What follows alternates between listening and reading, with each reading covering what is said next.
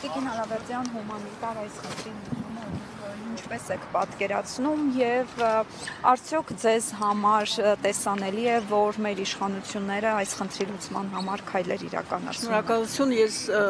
հարցի երկրորդ մասից սկսեմ,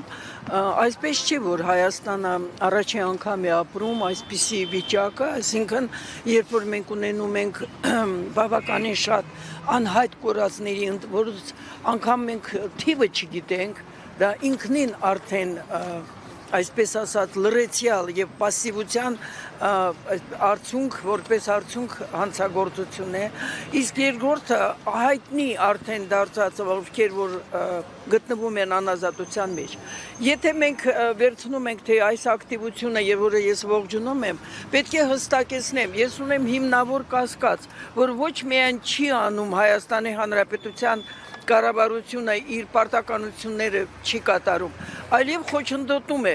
այդ տվյալ դեպքում այդ օրինակը, որ հանդիպումը տեղի չի ունեցել, դա հստակ Հայաստանի Հանրապետության կառավարության մեղքն է։ Էլի եմ ասում, դա այդպիսի խոչընդոտումը միայն նշանակում է մի բան, որ Հայաստանի Հանրապետության կառավարությունը կրկնում եմ, ոչ միայն չի անում իր պարտականությունները չի կատարում, այլև խոչընդոտում է այս ծնողների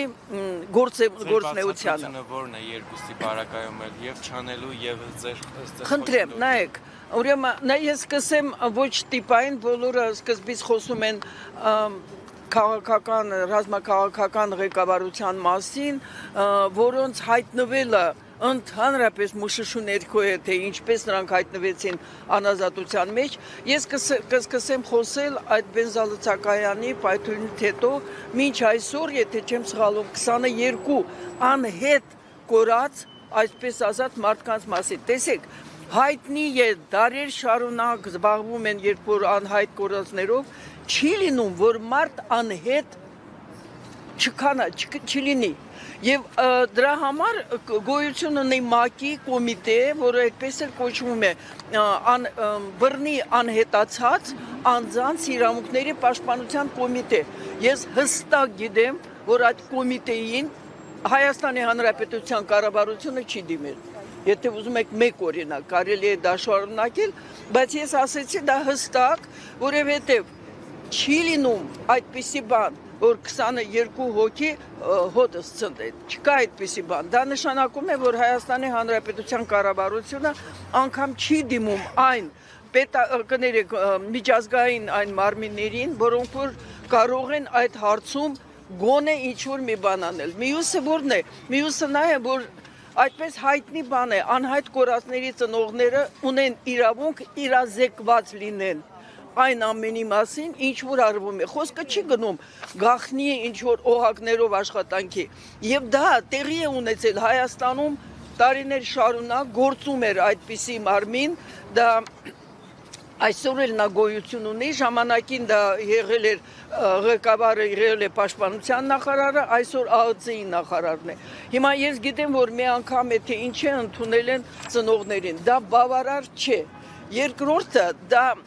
մենք խնդիր ունենք ինքներս մեզ հետ։ Հայաստանի Հանրապետությունում կարծես թե սովորել են, ժողովուրդը սովորել է, որ կարելի է խոսել խաղաղության մասին, միջև անգամ անմիտ ինչ-որ գրառումներ կան սոցցանցերում, չբարձրացնելով միակ հստակ հարցը, բա եթե այդքան բարեկամական գրեթե հարաբերություններ են, երբ եւ որտեղ է հնչեցվել անհայտ կորածների կամ անազատության մեջ գտնվող, պետք է ասեմ, այնտեղ ընդամենը 2 զինգերի են այդ 23 հոգուց, մնացածները պատանտ են կամ քաղաքական կալանավորներ, այսինքն մենք հստակեցնենք, որ հայտնի Ռոբերտ Ամստերդամը ասել է մի քանի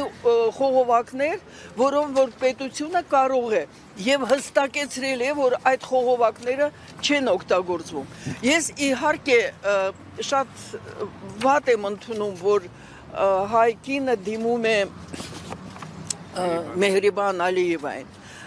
բայց մենք էլ պետք է հասկանանք, դա այն անճարության վիճակն է, որտեղ որ ինքը իր ամուսնու վերադարձը կյանքը գտնում է, որ շատ ավելի բարձր է